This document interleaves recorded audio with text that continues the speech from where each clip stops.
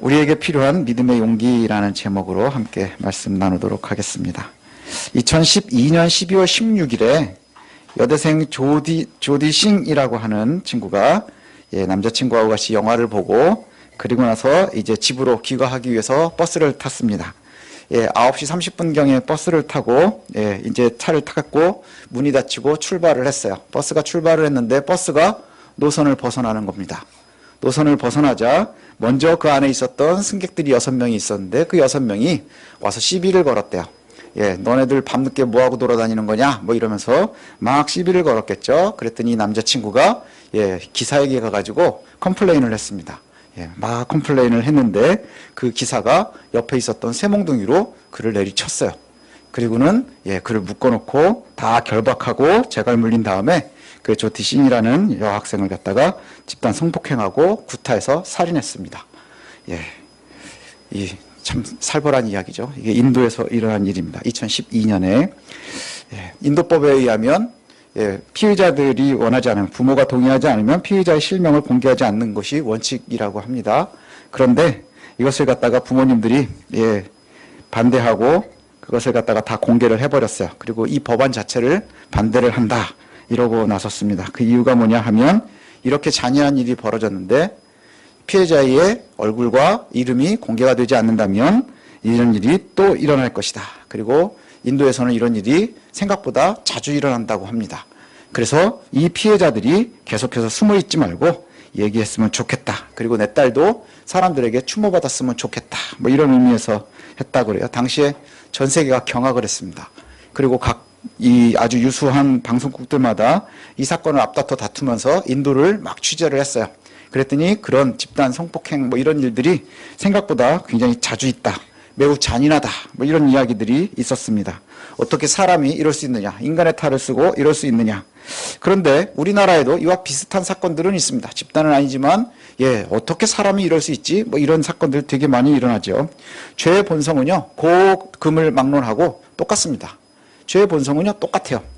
제가 예전에 자주 하던 말인데 죄하고 살찌는 거는요. 리밋이 없어요. 얼만큼 살찔까? 먹어보십시오. 죽을 때까지 살찝니다. 사람이 어디까지 악해질 수 있을까? 알 수 없습니다. 악해지는 것은 끝이 없습니다. 매우 잔인할 때까지 그렇게 갑니다.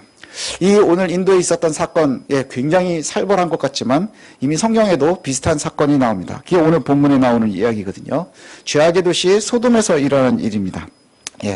성경에 보면 아브라함과 여호와께서 이제 막 얘기를 하죠. 그래서 딜을 해서 의인 10명이 있으면 소돔은 살려주겠다. 이렇게 얘기했습니다. 그리고 주의 천사들이 먼저 갑니다. 그래서 이 사람들이 소돔에 도착을 했어요. 뭐 때문에 온 겁니까? 의인 10명 찾으러 온 겁니다. 멸망시키러 온 게 아니라 의인 10명을 찾으러 온 거예요. 근데 마침에 그때 롯이 성문 앞에 있었답니다. 그래서 성문 앞에서 이제 영접을 하고 롯이 뭐라고 하느냐 하면 그 손님들을 자기네 집으로 모시려고 해요. 그랬더니 그 손님들은 뭐라고 하느냐? 내가 길에서 그냥 머물 것이다. 뭐 이렇게 얘기하지만 간청해서 집으로 데리고 들어갔다. 이렇게 이야기를 합니다.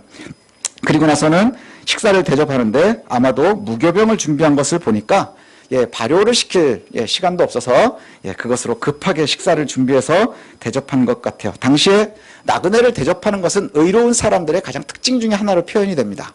그래서 이 전장에 보면 아브라함이 의인으로 나오는데 거기에서도 보면 아브라함도 손님을 대접하는 장면이 나오지요. 그 장면과 매우 유사하다고 할 수 있습니다.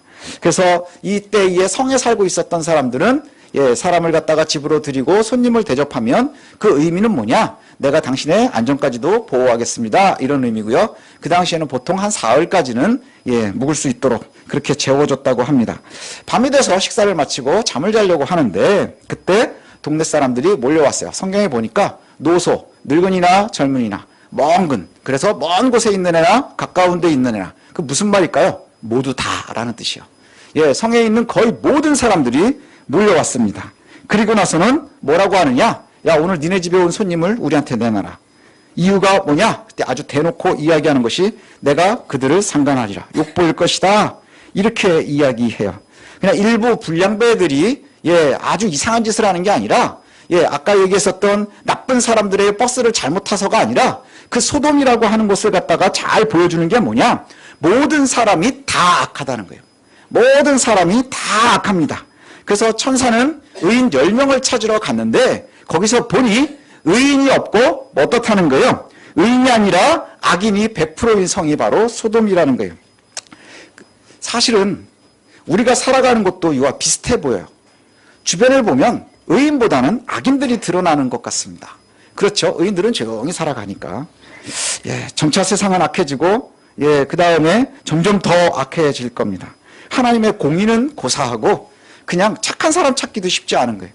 예, 하나님의 공의로움이 아니라, 그냥 단순한 인간적인, 기본적인 윤리, 도덕, 뭐 이런 것은 아주 옛날 유물같이, 땅속에 깊이 묻혀 있는 것 같이, 그런 세상을 우리가 살아갑니다. 그래서 세상이 점차 악해지려고 할 때, 저와 여러분들의 역할이 뭘까? 이걸 한번 생각해 봐야 됩니다. 저와 여러분들의 역할이 뭡니까? 성도가 속해 있는 직장에서, 가정에서, 학교에서, 또 우리가 모이는 만남의 모임들에서 여러분들의 역할이 뭡니까? 우리의 역할이 뭡니까? 예, 예수께서 말씀하셨습니다. 소금과 빛이라. 소금과 빛이라. 이것이 저와 여러분들의 의무이자 임무입니다. 너희는 세상의 소금이니 소금이 만일 그 맛을 잃으면 무엇으로 짜게 하리요? 후에는 아무 쓸데없어 다만 밖에 버려져 사람에게 밟힐 뿐이니라. 소금이 맛을 잃으면 밟히는 겁니다. 그게 당연한 거예요. 교회들이 요즘에 손가락질을 당하죠? 왜 그럴까요? 맛을 잃으니까. 교회를 손가락질을 안에서 성도들도 합니다. 왜요? 자기가 소금인 걸 모르는 거예요. 니들이 모여서 교회인 거야. 아마 주님 그렇게 말씀하시지 않겠어요? 그런데 그냥 어떤 것을 갖다가 지정해서 손가락질을 하는데 굉장히 예민해져 있습니다. 소금이 맛을 잃으면, 짜게 할 수 없으면 그냥 밟히는 겁니다. 롯이 그 사람들이 와서 그 손님들을 갖다 내놔라. 우리가 겁탈하겠다. 그렇게 얘기하니까 성경에 분명하게 이렇게 나옵니다. 롯이 나가가지고요. 문을 닫고 지가 문을 딱 등 위에다 대고 그리고 서서 얘기를 합니다. 형제들이요. 이건 나쁜 일입니다. 하면 안 됩니다. 그러지 마십시오. 그래 놓고는 여기 내가 2딸이 있는데 2딸을 내가 내드릴 테니까 당신들 좋을 대로 하십시오. 그러니 이 손님에게는 우리 집에 온 손님이니까 그 손님한테 뭐 하는 거라 그랬어요? 안전을 보장해야 된다 그랬잖아요. 안전을 보장해야 되니까 아무 짓도 하지 말아 주십시오. 아까 말한 대로 손님의 안녕을 책임지려고 하는 최소한의 노력인 거예요. 근데 여기에 좀 이상한 게 있습니다. 내 딸을 드릴 테니까 좀 뭔가 이상하죠. 뭔가 좀 이상합니다. 내 딸을 내놓겠다는 이 롯의 제안이 전혀 먹히지를 않았어요. 그러면서 뭐라고 얘기하느냐 하면 어디서 굴러먹던 게 우리 재판장 노릇을 하려고 그러냐. 어디서 굴러먹던 것들이 내 재판장 노릇을 하려고 그러냐. 그래서 롯의 집을 부수려고 하자 그 안에 있었던 천사들이 안에서 끌어들이고 안으로 들어오게 한 다음에 그들의 눈을 어둡게 해서 문을 잘 못 찾게 했다. 뭐 이런 표현들이 나옵니다. 소돔에서 롯의 위치가, 지위가 정확하게 드러나는 장면입니다. 롯은 소돔에서요, 아무 역할도 하지 못하는 사람이에요. 롯은 소돔에서 자기의 지위가 전혀 없는 사람입니다. 어떤 역할도 없는 사람입니다. 결국은 천사가 무리들의 눈을 어둡게 해서 문을 찾지 못하게 하고 그리고 나서 그 안에서 이제 이야기합니다. 뭘 얘기하느냐? 멸망을 이야기하는 거예요. 멸망을 이야기해요. 천사들이 롯에게 이렇게 얘기합니다. 이 성에 다른 친척이나 네 사위 될 사람이나 가족들이 있느냐? 그럼 그들도 다 빨리 이 성을 떠나라고 해라. 그 성을 떠나라고 하라. 이 성은 곧 멸망할 것이라. 여호와께서 이 성의 악행을 보시고 그리고 이제 멸망시킬 거니까 살려면 빨리 산을 향해서 뛰어라. 이렇게 얘기를 해요. 어떤 산을 향해 뛰라 이게 아니고요. 산을 향해서 뛰라. 소돔을 뒤로 하고 뒤도 돌아보지 말고 무조건 뛰는 거예요. 언제까지요? 해가 뜰 때까지. 그냥 뛰어야 되는 거예요. 그렇게 하면 멸망을 면할 수 있을 것이다. 하나님께서 소돔의 악을 확인하시고 이제 조금도 지체하지 않고 멸망시키려고 하는 거예요. 이런 영화가 세기 말에 헐리우드에서 엄청나게 많이 만들었었습니다. 그죠? 그래가지고 막 홍수가 나서 망하는 건, 뭐 위성이 날라와서 망하는 건, 뭐 별의별 영화들이 다 있었잖아요. 그 순간순간에 인간들의 군상들이 나오는 영화들이 많거든요. 그때 어떤 사람들은 뭐 저기 싸웠었던 아빠를 찾아가가지고 같이 죽음을 맞이하기도 하고, 어떤 사람들은 가족을 찾아가기도 하고, 어떤 사람들은 혼자 있기도 하고, 막 이런 얘기들이 나옵니다. 그때 가장 귀한 게 뭘까를 찾지 않겠어요?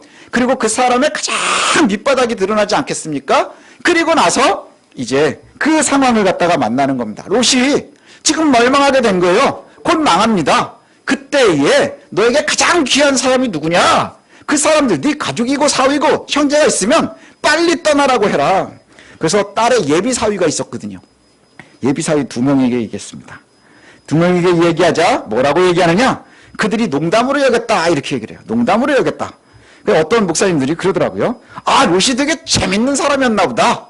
예, 이 와중에 얘기를 했는데 농담으로 여겼다.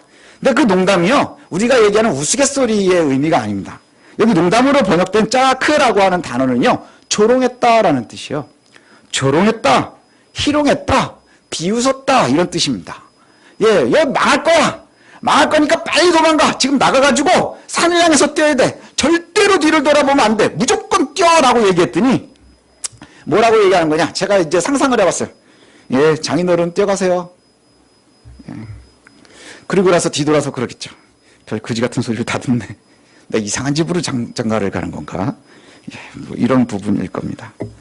롯이요, 가족과 가까운 지인에게도 아무 역할을 하지 못하는 겁니다. 오히려 업신여김을 당하고 있더라 이겁니다. 롯의 모습을 봅니다. 예, 사회에서도, 그 다음에 가정에서도, 내 가까운 사람들에게도 가장 적나라한 모습이죠. 어쩌면 이게 저와 여러분의 모습인지도 모르겠습니다. 저와 여러분들의 모습인지도 모르겠어요. 사회 속에서의 성도의 모습, 교회 안에서의 모습, 또 교회를 다니는 아빠의 모습, 교회를 다니는 엄마의 모습, 교회 열심히 다니는 아내의 모습, 그 다음에 남편의 모습.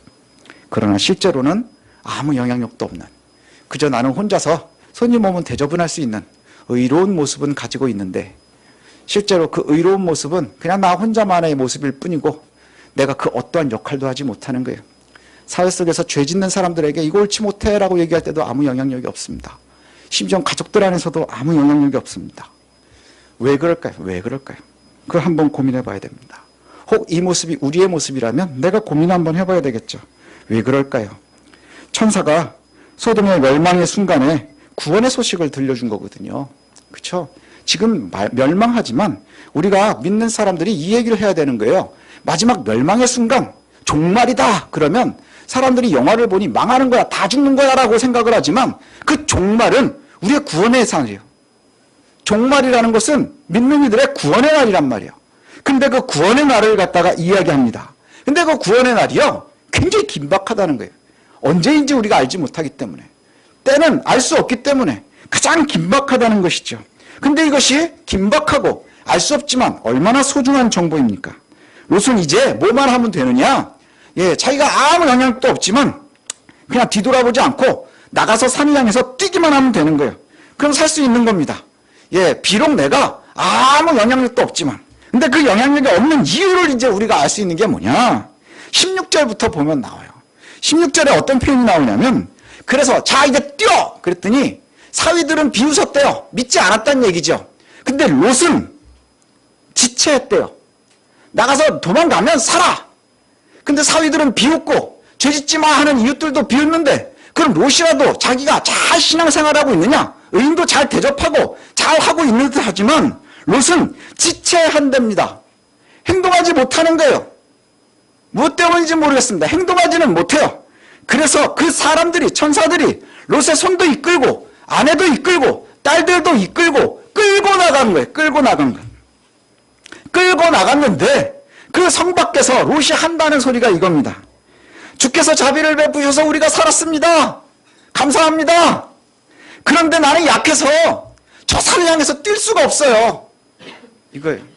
저 산을 향해서 뛸 수가 없어요.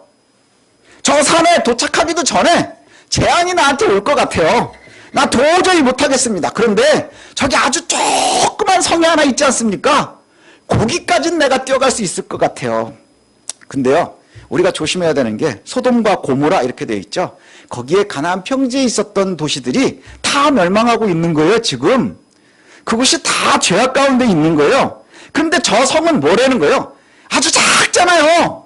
조그만 성이잖아요. 거기까지만 내가 가는 걸 허락해 주십시오. 그럼 내가 살 수 있을 것 같습니다. 이게 뭐와 비슷하냐? 우리의 모습이 롯하고 되게 비슷한데, 살고 죽는 일이 우리의 믿음을 지키는 일이란 말이에요. 그렇죠? 살고 죽는 일이 우리의 믿음을 지키는 거예요. 근데도 뭐가? 조건이 많이 걸리는 거예요. 야, 나가서 뛰어! 소돔은 죄야! 그러니 이곳을 등지고 뛰면 사는 거야. 어딘지 저 산을 향해서 그냥 돌아보지 말고 뛰어! 단절해야 되는 거야. 절대적으로 끊어야 되는 거야. 완전하게 단절하라가 그렇게 말하고 있는데 뭐가 그렇게 조건이 많아요. 난 달리기를 잘 못하고요. 거기까지 뛸 담력도 없고요. 거기까지 가기 전에 망할 것 같고요. 그러니 절대 안 될 것 같습니다. 그러니 여기 조그만 성례까지만 도망가게 해주세요. 여긴 쬐끄맣잖아요. 왜 이걸 쬐끄만 걸 그렇게 강요할까요? 강조할까요? 아주 단절하지 못하는 거예요. 아주 단절하지 못하는 거예요. 완전히 단절하라 그러는데 그걸 단절하지 못하고 뭔가 조건을 조그만 걸 하나 다는 거예요. 아주 작잖아요, 조건은. 주님, 이게 옳은 건 알겠는데, 이게 딱 끊어야 되는 건 알겠는데, 요만큼만 눈 감아 주십시오. 이 모습 아닙니까? 요만큼만 눈 감아 주십시오. 이건 조그만 거니까 요것만 눈 감아 주십시오. 그러면 그 다음은 내가 성도처럼 살겠습니다. 소금이 맛을 잃어가는 대사가 바로 이겁니다. 빛이 점점 어두워지는 대사가 바로 이겁니다. 야고보서 2장에 이렇게 얘기를 해요. 야고보서 2장 22절과 26절을 제가 읽어드리면 22절에 내가 보거니와 믿음이 그의 행함과 함께 일하고 행함으로 믿음이 온전하게 되었느니라. 믿음이 행함과 함께 일하고 행함으로 믿음이 온전해진답니다. 또 26절에 영혼이 없는 몸이 죽은 것 같이 행함이 없는 믿음은 죽은 것이라. 롯이 의로운 모습으로 등장을 하잖아요. 소돔에서. 그리고 자신 있게 나타나잖아요. 예, 길에서 묻겠다는 사람을 갖다 드리는. 그런데 이웃에게도 어떠한 영향력도 끼치지 못했고 가족들에게도 아무 영향도 끼치지 못했고 지금 당장 단절해서 살아라 그러는데도 그것을 뛰지를 못해요. 아무 영향력도 없어요. 그리고는 소돔까지만 도망가게 해주세요. 예, 소알까지만 도망가게 해주세요. 아주 작은 것 요거까지만 좀 봐주십시오. 제가 뭐라고요? 이게 바로 빛을 잃어가는 소리입니다. 맛을 잃어가는 소리라는 거예요. 여러분, 우리가 예수 믿는 예수쟁이들이지요. 예수쟁이들입니다. 제가 얼마 전에 저는 남이 운동하는 걸 좋아해요. 제가 운동하는 건 싫습니다. 요새 힘드니까 땀나면 그렇고. 그러니까 남이 축구하면 보면 좋아요. 남이 야구하는 걸 보면 좋아요. 근데 요새 이제 월요일 날 밤에 보는 야구가 있거든요. 예, 은퇴한 야구 선수들이 나와서 막 합니다. 예, 아주 나이 많아서 잘 뛰지도 못해요. 막 뛰는데 보면 막 엄청 열심히 뛰는데 한참 뛰어가는 야구 선수들 나오는데, 예, 그 재밌어가지고 이렇게 보다 보니까, 예, 그 인터뷰하는 장면을 한번 보게 됐어요. 거기에 은퇴한 야구 선수가. 평생 야구를 했고, 그래서 은퇴하면서 그랬대요. 난 이제 다시는 야구장에 안 간다. 야구는 내가 아주 싫던데요. 평생 야구를 했고, 굉장히 잘하는 선수인데. 근데 그 최강 야구인가 그 프로를 하다가 자기가 알았답니다. 아, 나는 평생 야구쟁이구나. 그래서 다시 현장으로 돌아가고 싶어졌대요. 예, 그게 뭘까요? 용기가 필요한 거예요. 그동안의 어려운 거와 힘든 거와 이런 것들 때문에 우리가 굉장히 고통스러운 시기를 보낼 수 있지요. 그런데 정말 중요한 것은 성도는 용기입니다. 행함의 용기가 필요한 듯합니다.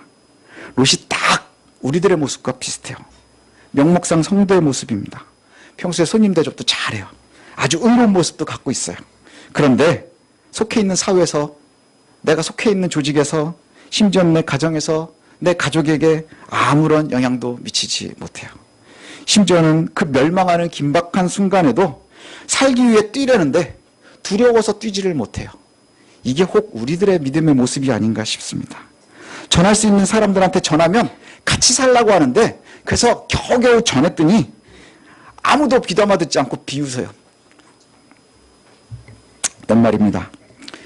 예, 올해 마지막 예배를 저와 여러분들이 드리고 있습니다. 이제 송구영신만 남겨두고 있는데, 올해 저와 여러분이 속한 곳에서, 여러분의 삶 속에서 얼마나 용감하게 믿음을 지켰습니까?